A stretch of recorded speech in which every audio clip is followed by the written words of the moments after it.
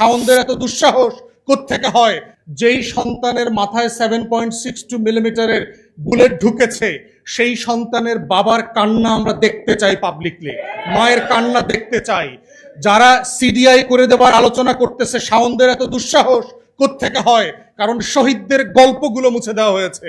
1400 শহীদদের কোনো আমলনামা নাই, তাদের কোনো জীবনী নাই। অথচ দেখবেন এর ভিতরেও নাটকীয়ভাবে দেখবেন এইগুলোকে গণমাধ্যমে প্রত্যেকদিন টকশোতে আলোচনা। শাওনের কি কথা বলার অধিকার নাই? দেখবেন আমাদেরকে প্রশ্ন করে, আপনারাই তো জুলাই বলেছেন যে সবাই কথা বলতে পারবে, তাহলে শাওন কি কথা বলতে পারবে না? তার মতামত সে দিতে পারবে না? মানে গণহত্যার পক্ষে সম্মতি দেবার জন্য মত প্রকাশের স্বাধীনতা যে সাংবিধানিক অধিকার, সেইটা প্রতিষ্ঠার জন্য সবাই মিলে চেষ্টা করছে।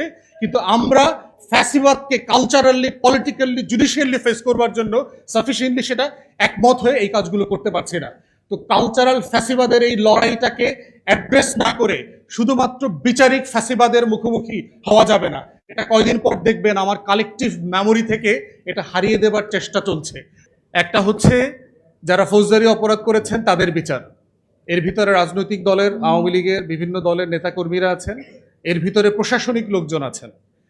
আর দ্বিতীয়ত হচ্ছে আওয়ামী লীগের দল আকারে আমরা বিচার চাচ্ছি, দুইটা বিচার চাচ্ছি। এখন এই দুই বিচারের জায়গাতেই বলা হচ্ছে যে যুক্তিটা আসতেছে আওয়ামী লীগের তো লক্ষ লক্ষ কোটি কোটি মানুষ, তারা কি অন্যায় করছে, তারা কি খুন খারাপি করছে? দেখবেন যে কিছু আওয়ামী দলদাস, সেবাদাস সাংবাদিক, গণমাধ্যমে প্রচুর বেকার জ্যেষ্ঠ সাংবাদিক দেখবেন ইদানিং, কোনো কাজ নাই, খালি টকশোতেই শুনি সে সিনিয়র সাংবাদিক, যখন জিজ্ঞেস করি কোথায় কাজ করেন বলে কোন বেকার, এই মুহূর্তে কোনো কাজ নেই। তো এই বেকার সাংবাদিকদের দেখবেন প্রচুর, তারা বলেন তো আওয়ামী লীগের লক্ষ লক্ষ কোটি কোটি মানুষ আসলে কি ক্ষতি করছে, তাদের কেন বিচার হবে? হাসিনার বিচার হয়ে গেছে, আরো এই নেতাকর্মীদের বিচার টিচার হইলেই হয়। এবং এটা বলবার মধ্য দিয়ে যেটা হচ্ছে যে বিচারিক প্রক্রিয়াটাকে, বিচারটাকে সেলফ প্রশ্নবিদ্ধ করা হচ্ছে। এবং এই 24-এর বিচারে যখন করা হয় তখন দেখবেন যে পরিকল্পিতভাবে এইটাকে সুইচ অফ করে দিয়ে 71-এ নিয়ে যায়। দেখবেন যে আগেও তো বিচার হয় নাই, আগেও তো অমুক দল এটা করে নাই। কোন দল পালাইছে? মুসলিম লীগ পালাইছিল 71 সালে। মুসলিম লীগের নেতারা সবাই দেশে ছিল না তখন, যারা শাসক গোষ্ঠী 71-এর। ফজলুল কাদের চৌধুরী মুসলিম লীগের সবচেয়ে বড় নেতা ছিল, শেখ মুজিব তাকে জেলে মারছে।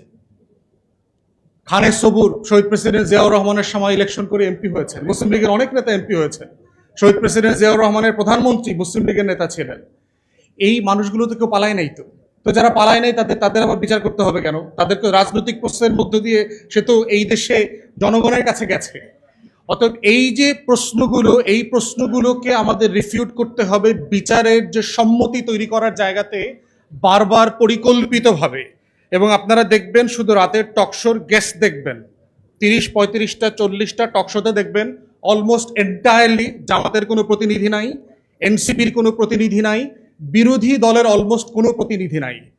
তাহলে 2-3 মিলে কি আলাপ করে দেখবেন, একটা হচ্ছে লুকানো গুপ্ত আওয়ামী লীগ, একটা হচ্ছে গুপ্ত সাংবাদিক, আর একটা হচ্ছে আওয়ামী বুদ্ধিজীবী। এই আমরা তোমরা মিলে মিলে দেখবেন টকশোতে গণমাধ্যমগুলো ব্যাপক মতামত তৈরি করতেছে এই বিচারিক প্রক্রিয়াটাকে কিভাবে প্রশ্নবিদ্ধ করা যায়, স্লো করা যায়, ইতিহাসের অন্য ঘটনার সাথে ডাইলিউট করা যায়। তো এই জায়গাতে হচ্ছে বিচারিক প্রশ্নের ব্যাপারে আমরা বারবার গত 2 বছর অন্তর্বর্তীকালীন সরকারের সময় বলেছি, এখানে মাননীয় বিরোধী দলের নেতা আছেন, আমরা অনুরোধ করব যেটা আমরা বারবার বলেছি যে একটা কংগ্রেসের মডেলে গণশুনানির আয়োজন করেন, যে সংসদ প্লাজাতে একটা ক্রস পার্টি পার্লামেন্টারি গ্রুপ এবং মানবাধিকার কর্মী আইনজীবীদেরকে নিয়ে আপনারা একটা কমিটি করেন, যেখানে জুলাইয়ের গল্প বলতে মানুষ যাবে, শহীদ পরিবার যাবে, সেখানে প্রত্যেক দিন শুনানি হবে, ঘন্টার পর ঘন্টা শুনানি হবে। এবং আওয়ামী লীগ কি জিনিস সেটা বিটিভিতে লাইভ সম্প্রচার করে টেলিভিশনগুলোতে বলতে হবে, বুঝাইতে হবে। আপনি পুরো জুলাইয়ের সময়গুলোতে দেখেন টেলিভিশনে অলমোস্ট জুলাইয়ের কোনো প্রোগ্রাম নাই। জুলাই শহীদদেরকে আপনারা কোনো টকশোতে, কোনো ইন্টারভিউতে দেখবেন না। এই যে এই ঘটনাগুলো কিন্তু কাকতালীয় না। আমরা যারা গণমাধ্যমের চরিত্র বাংলাদেশে জানি, তাদের খতিয়ান আমলনামা জানি, তাদের মালিকানা সম্পর্কে জানি, এগুলো পরিকল্পিতভাবে করা হচ্ছে। আমরা জানি কোথায়, কোন হোটেলে, কোন কোন সাংবাদিক, টকশো হোস্ট, গেস্টরা মিলে একসাথে কোন কোন রাতে মিটিং করে, এগুলো আমরা জানি, আমাদের কাছে ছবিও আছে।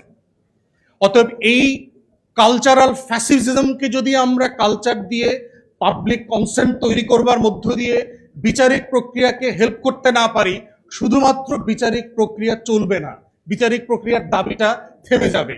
তাই আমরা অনুরোধ করব বিরোধী দলের নেতারা যারা আছেন এখানে, দয়া করে সংসদে এটা রেজ করবেন। আমরা কংগ্রেসের মডেলে গণশুনানি চাই। খবরের কাগজ, নিখাত, নির্ভীক, নিরপেক্ষ।